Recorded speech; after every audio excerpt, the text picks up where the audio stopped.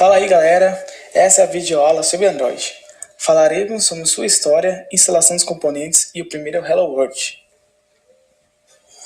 A não ser que você esteve em Marte nesses últimos 6 anos, provavelmente você nunca ouviu falar no Android. Mas calma, vamos explicar para você do que se trata desse poderoso sistema operacional.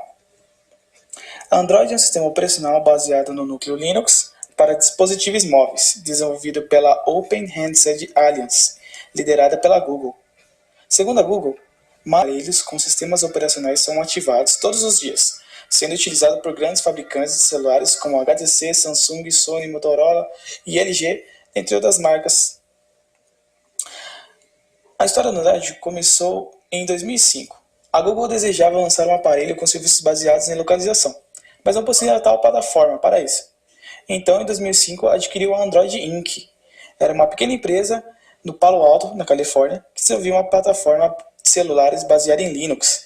Então, em dezembro de 2008, foi lançado o primeiro celular com sistema operacional Android, o HTC, que deu o pontapé inicial para as versões que sucederam.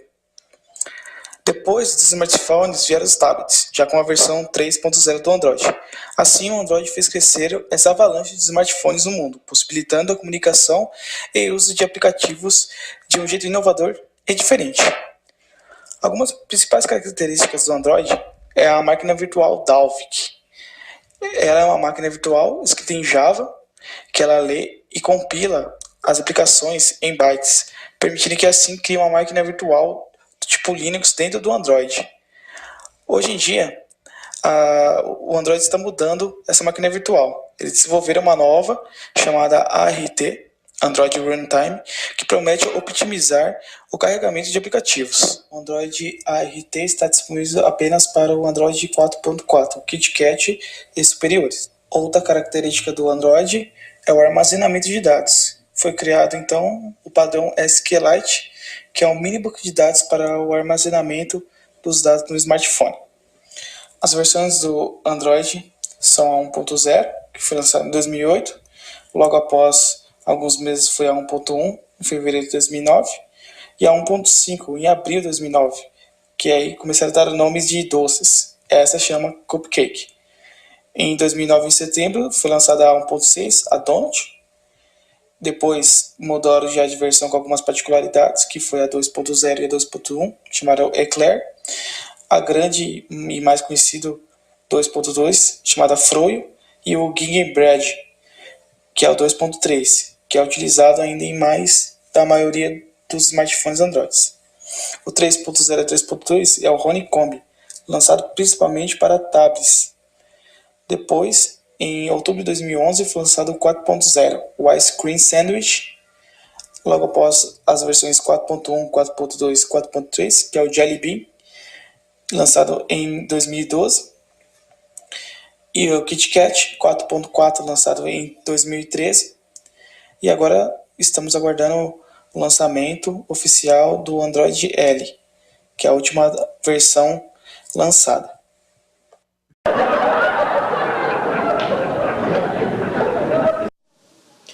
Inicialmente, o que é Activity? Activity é uma classe que representa uma tela da aplicação. Ela é responsável por controlar os eventos da tela e definir a interface gráfica do usuário. Uma classe Activity deve herdar de Android App Activity e ela será responsável por representar uma tela da aplicação e por tratar eventos gerados nesta tela. Por exemplo, um clique na tela, um botão pressionado, uma escolha de item no menu. Entrando um pouco nos detalhes, uma tela no Android é constituída de duas camadas distintas e que têm seus papéis bem definidos. Porém, devem trabalhar juntos para um único objetivo. O XML, para atribuir as propriedades gráficas da interface gráfica, e a classe, que seria Activity, para realizar o controle de inicialização e finalização dessas interfaces, bem como toda a parte de eventos, como clicar de um botão. Como o XML e a classe Java são integrados para realizar a construção de uma Activity da vida ela? Na linguagem dos programadores Android existe o termo inflar, que nada mais é que carregar um Android XML, um arquivo, contendo os atributos da view através da classe Java, e a partir de métodos de callback, prover a visualização da interface do usuário. Simples, não? Cada activity deve ser obrigatoriamente declarada no Android manifest.xml. Para isso, basta usar a tag activity Android, name igual o nome da sua activity, que seria o nome da classe Java. Não há muito para falar sobre activity. Na prática, podemos associar a palavra activity à tela. Ou seja, se vamos iniciar uma activity, então vamos iniciar uma tela. Uma das coisas que é importante conhecer sobre activity é o seu ciclo de vida. E para explicá-lo, nada melhor do que o seguinte diagrama.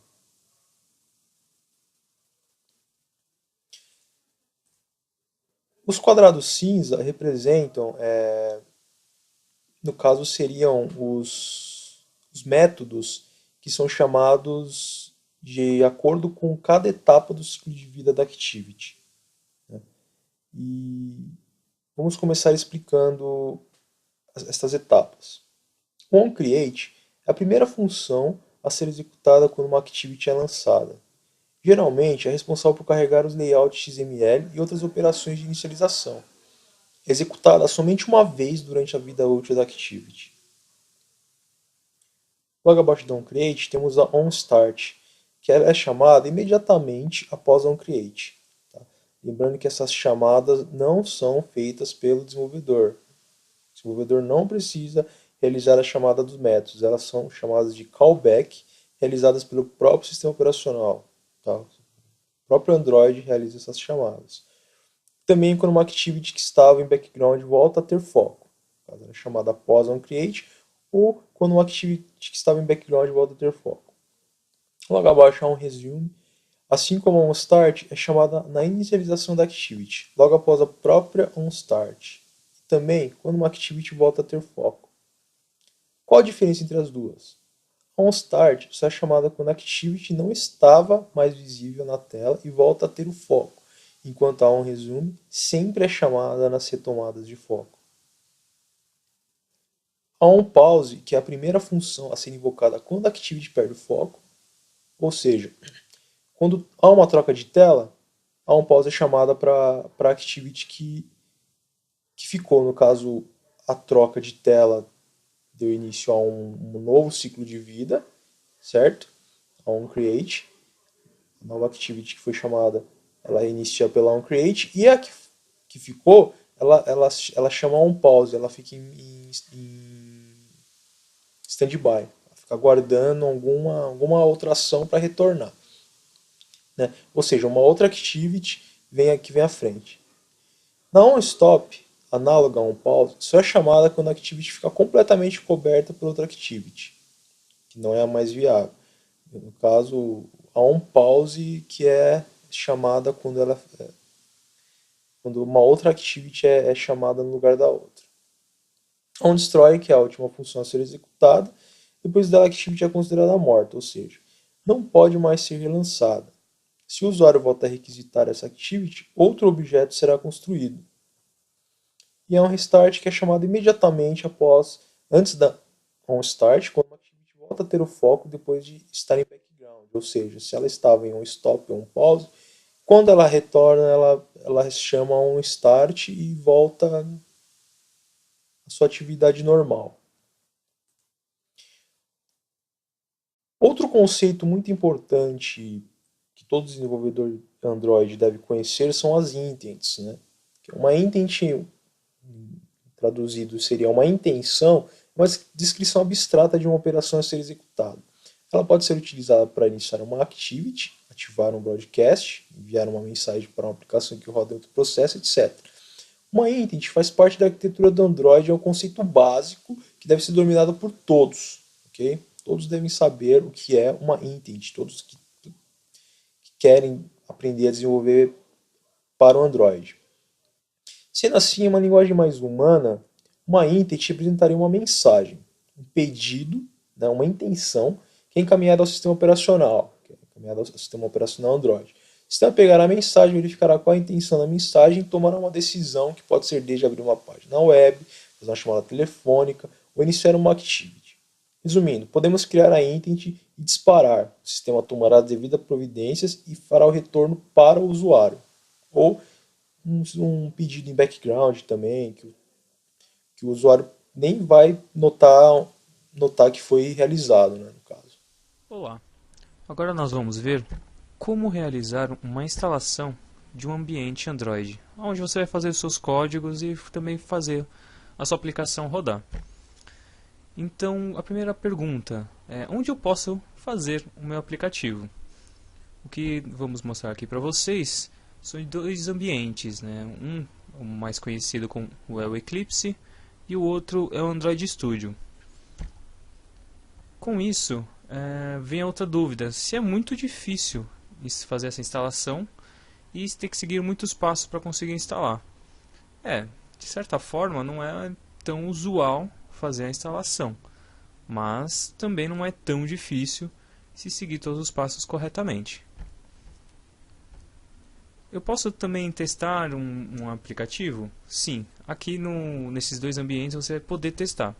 E a gente vai testar tanto em emuladores que já vêm acoplados também ao ambiente de trabalho, quanto também a instalação, né, de Device Manager, que normalmente quando o próprio ambiente não consegue encontrar um driver apropriado, é necessário fazer uma instalação para ver se vai funcionar.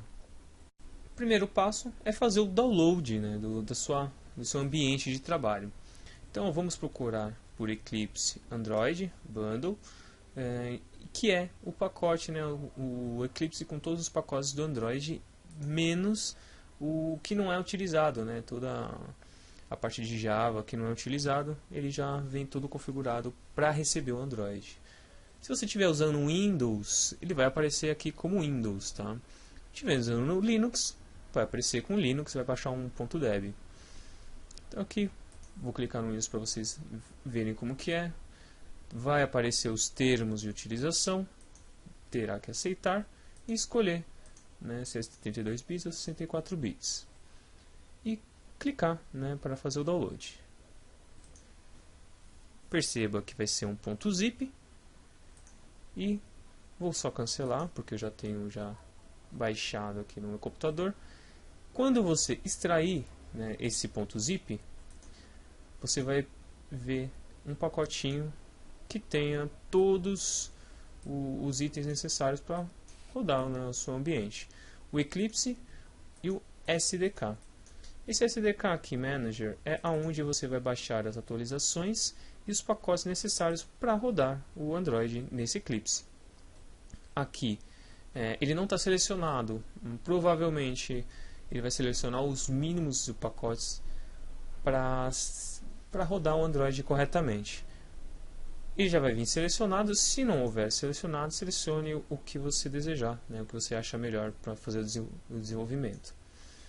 Pode ser que não venha o Google Play Service selecionado, então deixe selecionado, e o USB Driver também.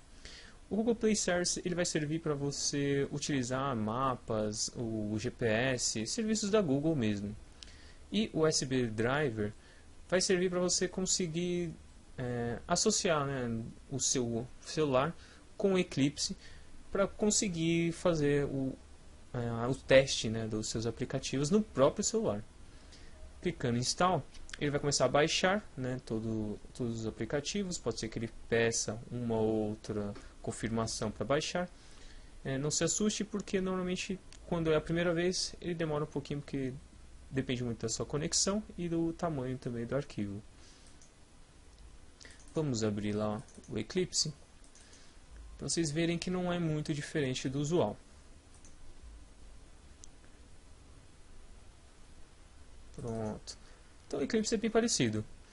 Caso você não tenha acessado aquele ícone, né, esse item do Manager, você pode ter o acesso dele pelo próprio Eclipse. Aqui, ó. Manager, tá ok? Aqui você já pode ter acesso a ele também. Aqui eu vou criar um projeto, né, rápido, justamente para vocês verem como que funciona a instalação de um emulador, tá ok?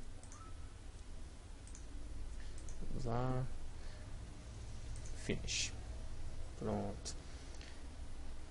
Então, aqui nós teremos o pacotinho de teste, onde eu vou fazer o seguinte: eu vou clicar com o botão direito, vou em Run As. Se já tiver configurado o seu emulador, é só ir em Application, já Android Application. Caso contrário, vai em Run Configuration. Aqui em Android Application você clica no botão direito e vai em New. Tá? Aqui você vai ter acesso à aba de Target e lá na aba de Target do lado direito, na parte de baixo, você vai ter um botão Manager. Aqui eu já deixei aqui para exemplificar como vai ficar. Tá, ok? Aqui eu já fiz um meu primeiro emulador aqui para mostrar para vocês como fica. Vou deletar só para mostrar como que faz um novo, né? Então ficou tudo vazio, vamos criar um novo. Aqui vou colocar como emulador. Vou colocar o device, que é uma máquina, né? No caso um aparelho, o qual ele vai emular. Vou colocar um de baixo aqui só para exemplificar para vocês. A API vou colocar a de nível 20, tá? Esses de níveis aqui são relacionados ao próprio Android que vai ser utilizado. Vou colocar a configuração da minha máquina e vou colocar um VGA mais baixo aqui, não vou colocar no full não. Vou esticar aqui só para vocês olharem, que eu vou ter acesso então à memória, né, a quantidade de memória que vai ser utilizada por esse device, o storage dele, onde vai ser armazenado, o tamanho de armazenamento, e posso colocar também algo como SD card. Vou dar um OK e vai aparecer aqui novamente para vocês. Vou dar um Start, clico na mesma escala, né, justamente para emular até o tamanho do aparelho, e dou um Launch. Não estranhem se demorar para carregar esse Android, tá? esse aparelho.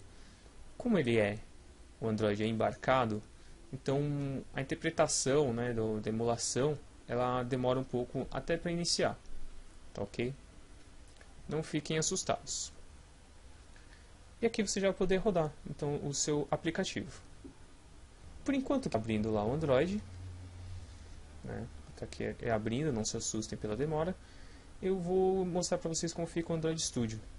O Android Studio, ele vai abrir o que? Um executável, tá? Você vai baixar um executável, clicando lá no mesmo site, né? Você clica em Android Studio e vai ter o mesmo procedimento. Aceitar os termos.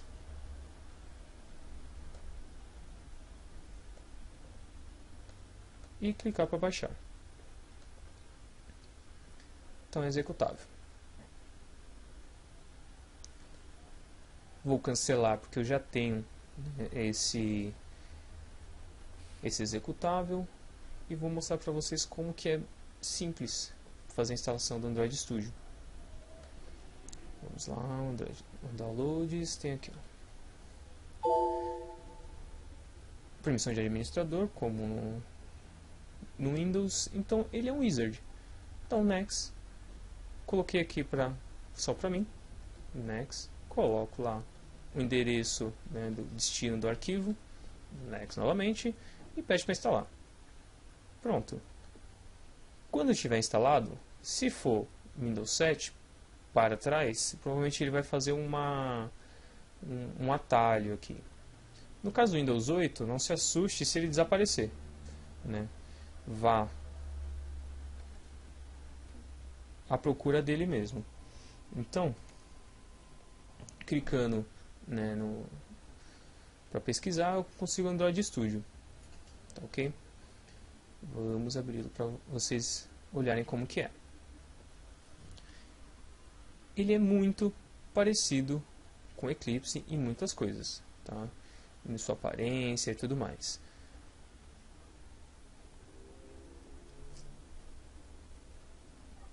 Pronto. Percebam que ele é bem parecido com muita coisa. Pode ver que tem as abas aqui da codificação, né, os seus projetos, e aqui também eu encontro o SDK Manager, tá ok? Agora, como que eu posso fazer para instalar, né, o meu celular? Ok, ele já abriu. Como que eu faço para instalar o meu celular com o emulador? Vamos lá para o Eclipse para exemplificar para vocês. Então, quando vocês fizeram o download lá do USB Driver, do SDK Manager, vai ter a opção então de vocês utilizarem o celular de vocês para fazerem os testes. Então, lá em Run, né, você vai clicar em Target e vai deixar selecionado não automaticamente para utilizar um emulador do computador, mas sim o Sempre Prompt Device. Por quê? Porque com ele você vai ter acesso ao seu celular. Você pode escolher o emulador que você escolheu e também o seu celular. Clicando em OK, ele vai ter então o programa funcionando lá no seu celular. Só que um detalhe, lá no seu celular você não pode esquecer de deixar o USB de desenvolvedor ativado, tá ok? Caso você não consiga encontrar seu celular, você vai ter que baixar um dispositivo, um software do seu próprio aparelho. Aqui no caso eu vou mostrar o Motorola Device Manager, como que ele funciona. Ele vai baixar todos os drivers e software necessários para fazer todos os referenciamentos de software necessários para usar o celular, inclusive o USB Driver. Então com ele você vai, não somente Motorola, mas os outros também, você vai verificar se tem atualizações e instalações também, tá ok? Se não funcionar direto com o SDK Manager, você utiliza o da própria empresa.